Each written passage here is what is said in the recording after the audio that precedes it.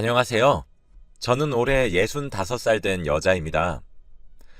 얼마 전 저에게 기적 같은 일이 일어났는데 지금 생각해도 하늘이 저를 도운 게 아닌가 싶어서 글을 남기려고 합니다.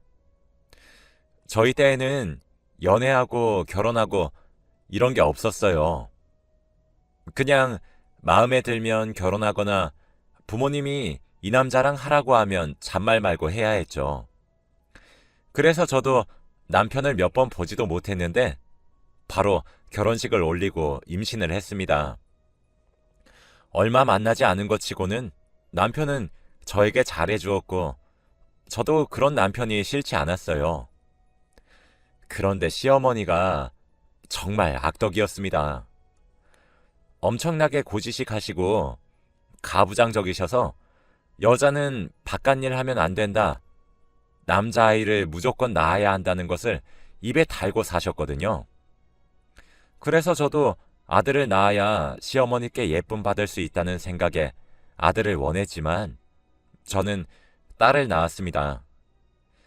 그때는 의학이 지금처럼 발달되지 않아서 아기를 낳을 때까지 성별을 모르다가 아이를 낳고 의사 선생님께서 확인 후에 딸인지 아들인지 알 수 있었기에 저는 출산 날까지 하늘에다 대고 제발 아들 낳게 해주세요 라고 빌기까지 했습니다.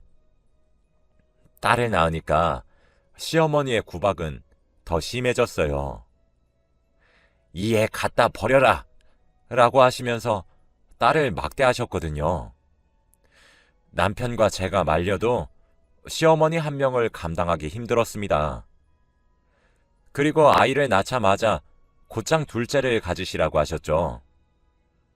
저는 첫째 아이를 낳다가 생사가 왔다 갔다 할 지경까지 이르러서 겨우 정신을 차리고 아이를 낳은 건데 제 아픔은 다 무시하시고 아들을 낳으라고 강요하다니요.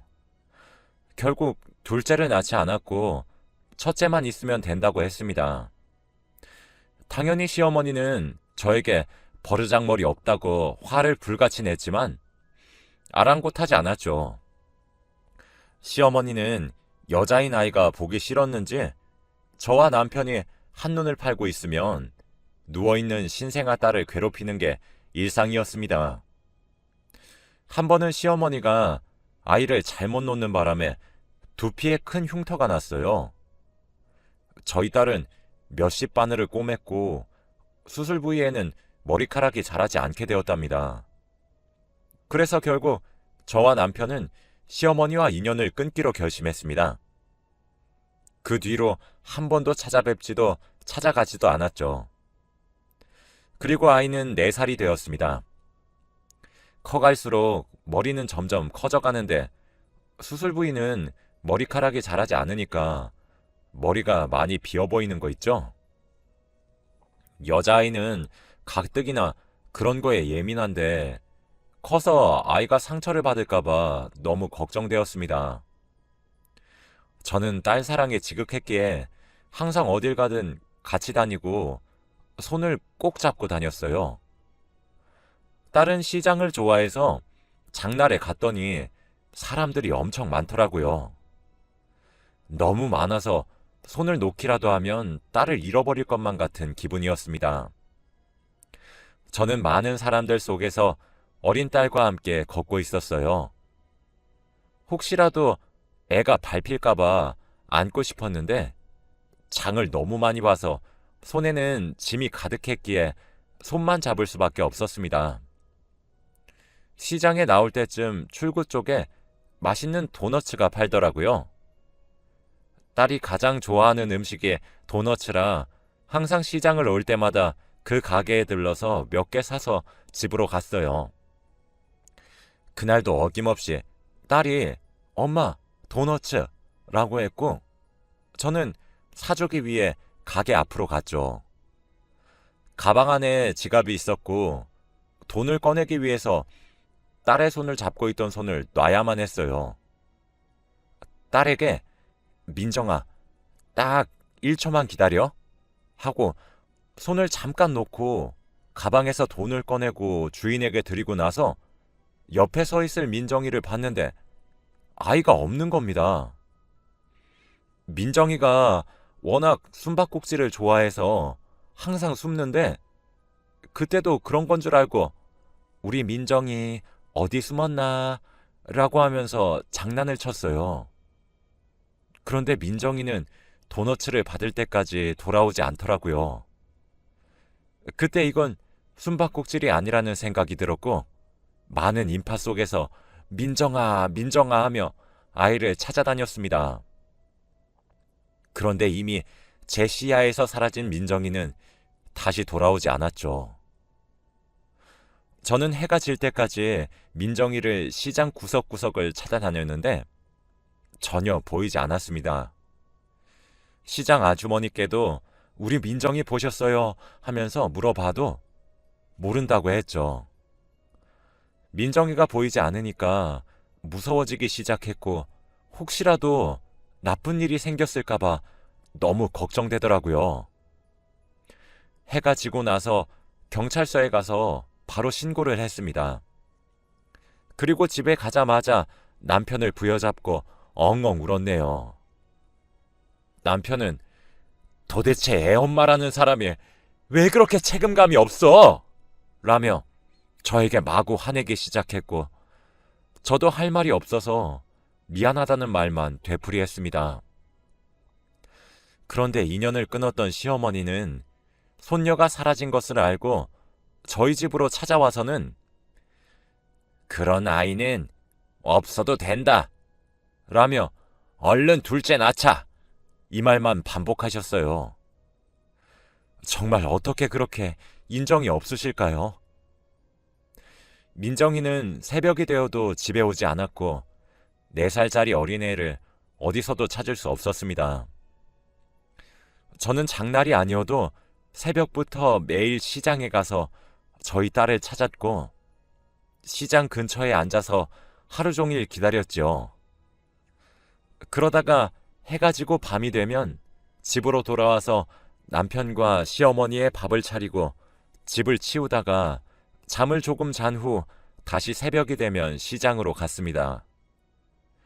꿈에서 매일 민정이가 찾아와서 엄마 하고 달려오는데 꿈을 꿀 때는 현실인 것 같아서 너무 기쁘지만 꿈에서 깨어나서 현실을 직시하면 눈물이 너무 나더라고요. 민정이가 너무 보고 싶었고 민정이를 잃어버린 것이 오로지 제 탓 같아서 죄책감만 늘어가고 있었습니다. 그리고 전단지를 만들어서 시장에 오시는 분들께 제 딸이에요. 제발 딱 한 번만 읽어주세요. 라고 하면서 돌렸어요. 거의 대부분의 사람들은 그 전단지를 받자마자 쓱 보고는 땅바닥에 버리십니다. 아니면 사례금을 얻기 위해서 딸을 봤다고 거짓말을 치는 사람도 있었고요. 정말 그렇게 몇 년 동안 딸을 찾고 싶어서 아등바등했어요.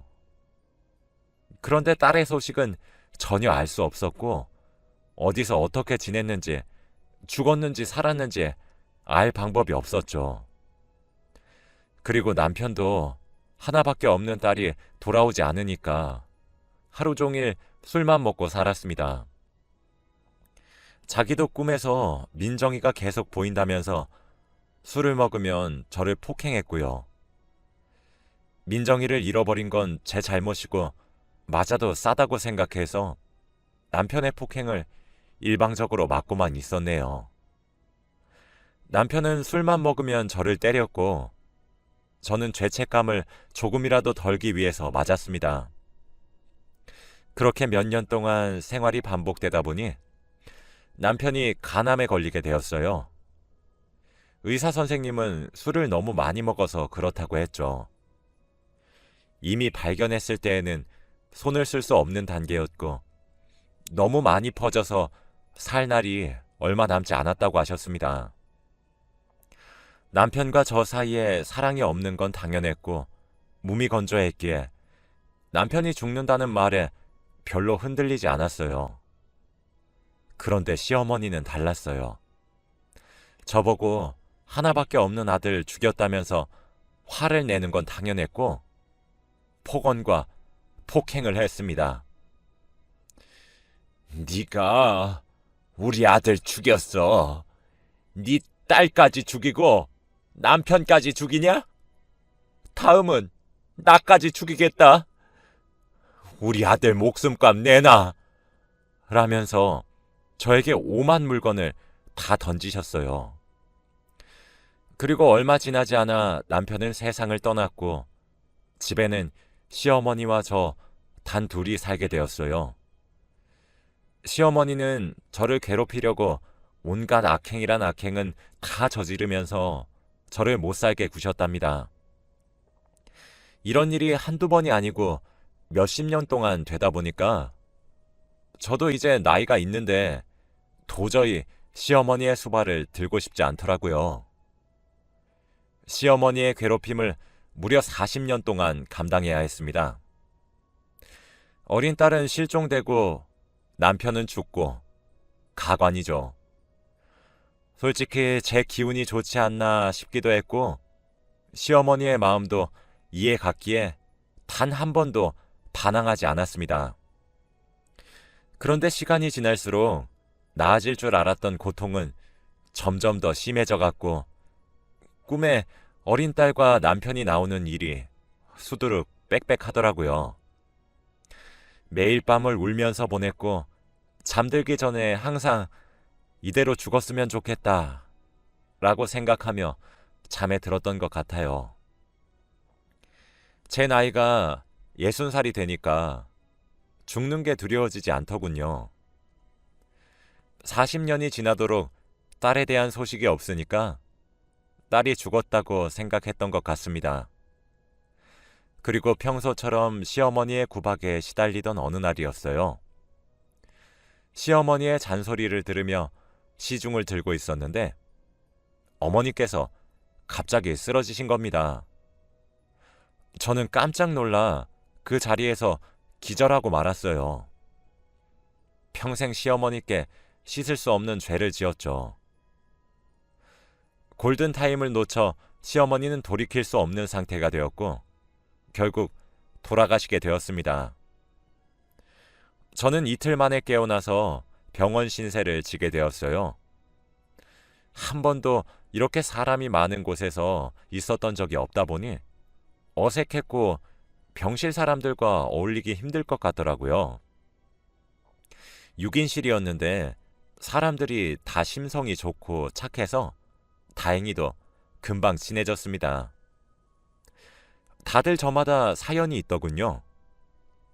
그치만 제 사연을 듣고는 아이고 우짤꼬 라면서 위로해 주었어요. 다들 가족들이 찾아와서 맛있는 것도 먹으러 가는데 저 혼자서 병실에 남아 창밖만 바라보고 있었습니다. 그런 제 모습이 간호사가 안쓰러워 보였는지 옆으로 오더군요. 가족들 보고 싶으시죠? 네, 엄청요. 지금이라도 가족들 따라가고 싶어요. 혼자 남은 저를 항상 챙겨준 건 저희 병실 담당 간호사였어요.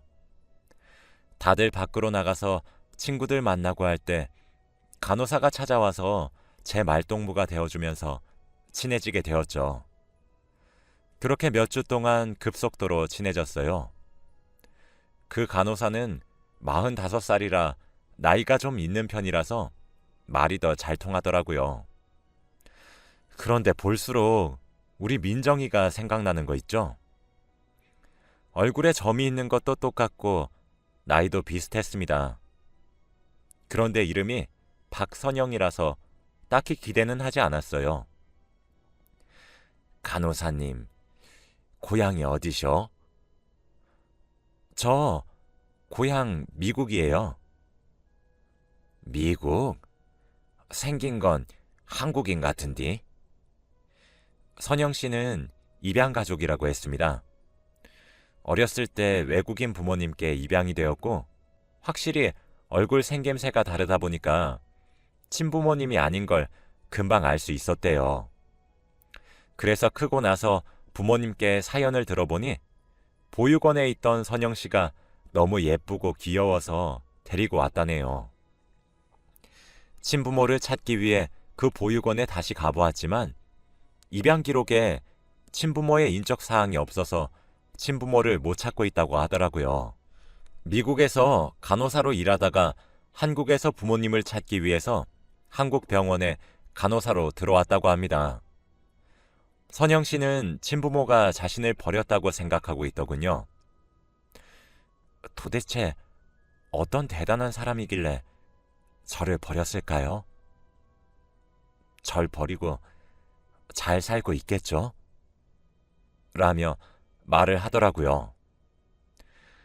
아이고, 부모가 어떻게 자식을 버리나.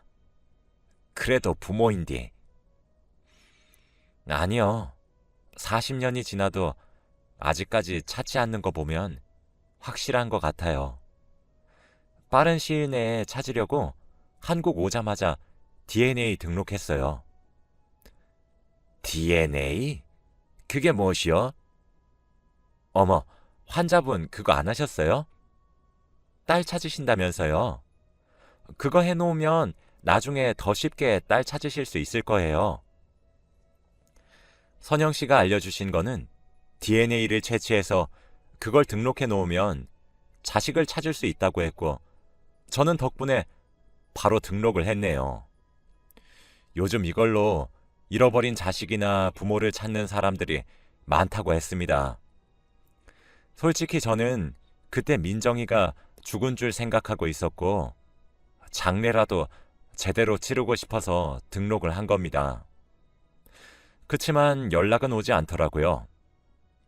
그리고 저는 약 2달간의 병원 생활을 끝내고 퇴원을 할 날이 왔어요.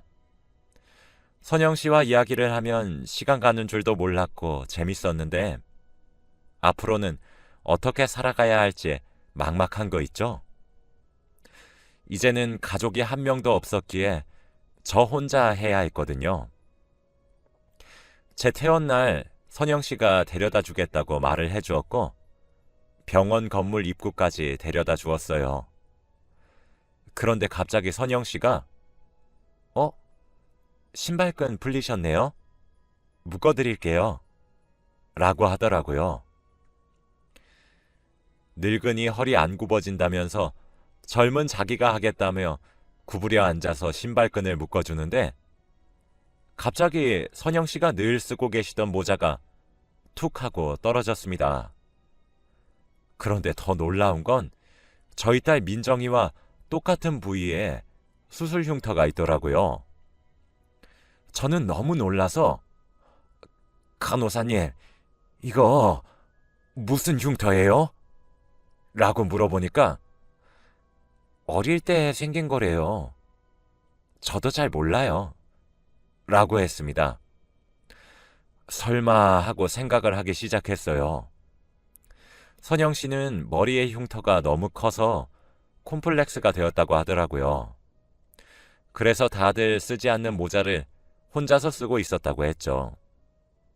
저는 그때부터 선영 씨가 혹시나 잃어버린 민정이가 아닐까라는 생각을 조금 했던 것 같아요. 그리고 집으로 돌아와서 보니 좁은 집이 혼자만 있으니까 너무 커 보이더라고요.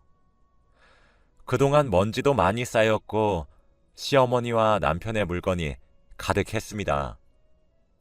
또 그 자리에서 미안해서 펑펑 울었네요.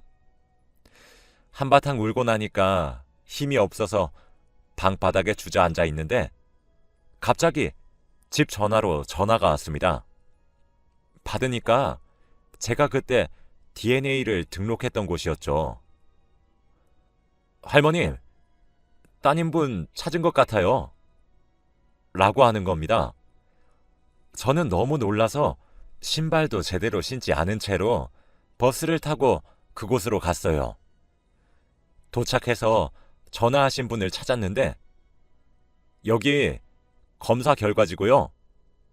따님분에게도 연락을 드렸으니까 곧 오실 거예요. 여기서 조금만 기다리세요. 라고 하더라고요.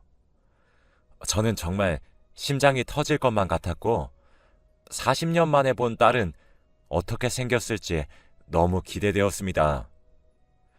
첫 마디를 어떻게 해야 할지 고민이 되기도 하면서 내 딸이 아니면 어떡하지 등등 정말 많은 생각을 했네요. 그렇게 한 30분 동안 기다린 것 같아요. 그때 검사해 주시는 분께서 한 여자를 데리고 왔는데 할머니, 따님분이에요. 라고 하더라고요. 그 여자의 얼굴을 보고 저는 정말 충격을 받았습니다. 바로 선영 씨였거든요. 저와 선영 씨는 눈이 마주치고 둘 다 놀라면서 펑펑 울었습니다. 검사해 주시는 분도 저희 둘이가 이미 아는 사이니까 놀란 눈치더라고요. 선영 씨가 저에게 말해 주었던 모든 이야기는 다 제 얘기였습니다. 너무 예쁘게 잘 커졌고 끝까지 친부모를 찾으려고 한 게 너무 고맙더군요. 그리고 이 일을 남편과 시어머니가 없으니 너무 아쉬웠습니다. 저희는 몇 분 동안 안고 펑펑 울고 나서 이야기를 진지하게 나누었어요. 민정아, 엄마를 보고 실망하지 않았니? 무슨 소리야? 절대 아니야. 보고 싶었어. 나도 너무 보고 싶었어. 엄마는 아직도 꿈에서 널 잃어버렸던 시장에서의 장면이 떠올라. 얼마나 그리웠는지 몰라. 민정이는 그때 손을 잠깐 놨는데 사람들에게 지이고 지어서 계속 밀려져 갔고 엄마를 찾을 수도 없이 멀어졌다고 하네요. 그리고 자기도 엄마를 찾아다니다가 이리저리 돌아다녔는데 결국 길을 잃고 보육원으로 갔다고 했죠. 그날 민정이와 같이 저희 집으로 가서 지금까지 살아온 이야기를 듣는데 정말 시간 가는 줄 몰랐습니다. 그리고 다행히도 양부모님께서 민정이가 친엄마를 찾았다는 사실을 알고 파양을 해주시더라고요. 그렇게 민정이는 제 딸이 되었답니다. 가족을 잃고 세상에 버려진 기분이라 너무 힘들고 슬펐는데 이렇게 다시 보게 되니까 꼭 꿈을 꾸고 있는 것만 같았죠. 다시는 민정이를 놓치지 않을 겁니다. 얼마 전까지만 해도 생을 마감하려고 했던 사람인데 이제는 민정이가 있으니까 오래오래 장수하고 싶어요. 제 이야기는 여기까지입니다. 들어주셔서